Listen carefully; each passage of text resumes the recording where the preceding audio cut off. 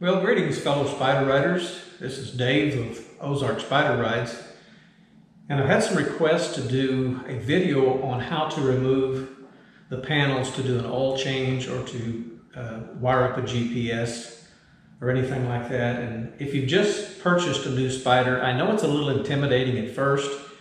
And if you don't know how to do it, you're better off to watch a few videos, learn how to do it so that you don't break something or do something wrong. It's not difficult once somebody shows you how to do it. The machine is a very well streamlined machine. That's why there's not a lot of external fasteners. And if you do some research on BRP, you will find they're the #2 manufacturer of aircraft in the world. So they know aerodynamics very well, and so that's why the bike looks the way it does. It's very well designed. So the first thing we need to do is open the frunk and raise the seat, and then I'll show you how to take off the right side mirror. Okay, of all the things that we can do to a Spyder, taking the mirrors off is probably the most intimidating part. It's really not difficult, like I said, once you learn how to do it. Let me explain how it's mounted. There's a post here at the top that has a clip that looks like a horseshoe, and it clips down over it. So the ones at the bottom, there's 2 others that are just posts that are spring-loaded that's made to break away. So when you take these off, you need to put your hand up here so when you hit this mirror to bring it up, it doesn't go flying off, because it will.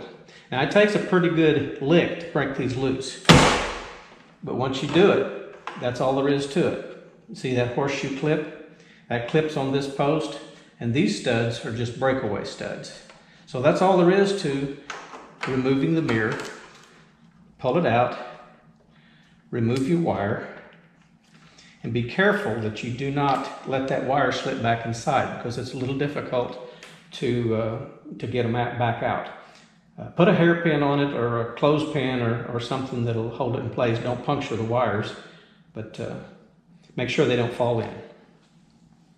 Okay, with the mirror off, the next thing we need to do is remove this little air deflector. Now I've got the trunk lid back down to keep it out of the way.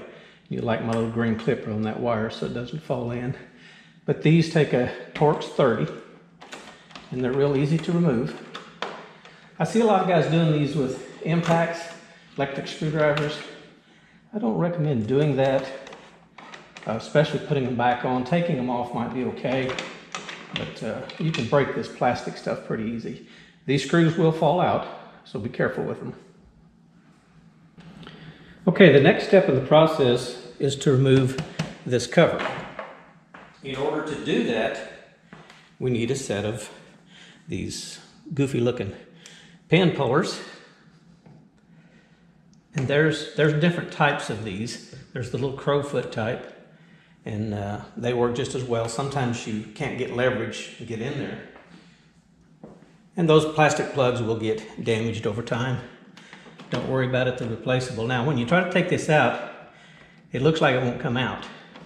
The trick is you roll the top back like that, and it falls right out. And so with that out, here's where BRP does your dash updates. There's the plug for that. But you still can't quite get to the fill cap for your coolant. And I'll show you how to get to that here in a little bit. Okay, with that front panel removed, the next thing we do is we take out this bolt right here, and you'll notice it has a washer on it. And most of your bolts that touch the painted surface should have washers on them. And then there's 3 bolts up here, but only these 2 come out. You don't need to take that one out unless you're going to move what I call the headlight bra. And if you get a lot of bugs around that you can't get out, there's 6 bolts. Once you get both sides off, it takes the front bra off, and it comes off very easy, and that makes it much easier to put coolant in the overflow container there. Okay, so 1 bolt here, 2 bolts here, and then there's 1 at the back. Do not mess with these 2 bolts. These are just for looks, and they hold some pins on the inside. If you get those loose and get those pins out of alignment, you're gonna have a heck of a time getting them straightened up. So don't mess with those 2 bolts. So I'm gonna turn the camera off and take those 4 bolts out, and then we'll be right back. I've got the bolt out of this panel, but I need to remove this before I go any farther. So you do this by grabbing these panels and get your fingers in here as far back as you can go and pull the bottom out first, and it'll pop right out. Come up to the top, pop it out, then unhook this corner and pull it right off. Okay, not too difficult. Bottom, top, then unhook the clip and back. Now, most of the time this clip gets free anyway if you do it in that order. Okay. Okay, now we're ready to take off this upper panel with all the bolts out of it. And I start up here at the front and loosen it up. It's loose back here. And then these two pins are a little stubborn sometimes, but they will come out. Now, if you think that was difficult, the hard part is putting them back together. And I'll do a special part for that because they do come off a little difficult. Okay, we've got it this far. Now, to get the bottom panel off, you take that bolt out right there. Take that plastic rivet out. There's a plastic rivet right here. There's a bolt here. There's one up here. This is a short bolt, so be on the lookout for long bolts and short bolts. Most of these are the same length. This one is not, it's short. Then there's 3 bolts back here. And yes, you have to open the right side luggage compartment. There's no bolts down in here. This will all just slip out once we get all these bolts out. So I'm gonna take the bolts out and then we'll lift it out. Okay, one thing that's not apparent is you have to lift this up and over that in order to get this panel off. Then after that, it's real easy. Now I've taken my bolts out.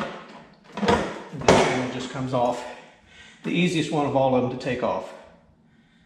Of course, once you get this far, then you're stripped down to where you can do oil changes, do some cleaning, do some wiring if you need to. And then I'll do a separate video on how to put some of this back together because there are a few ticks and trips going back in that I want to point out. Now, if you watch one of my other videos on how to wire a GPS, that GPS wiring you can see can be fished through here pretty easy. There's a slot right here.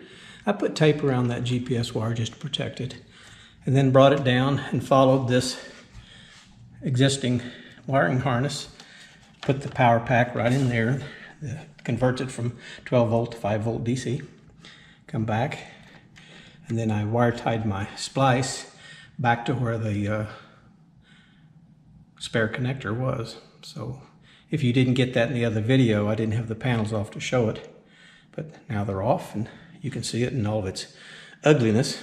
They're not really pretty with the panels off, but they are quite a machine. Very well made. So another video we're going to do is how to do an oil change, and we'll do that while we've got these panels off. It's time for me to do my oil change. But I hope you found that helpful, at least that part, and we'll get back into how to put it all back together in a later video. So thanks for watching, and I hope you found it helpful. And if you do, please subscribe. And as always, ride safe and keep your Spyder in good shape.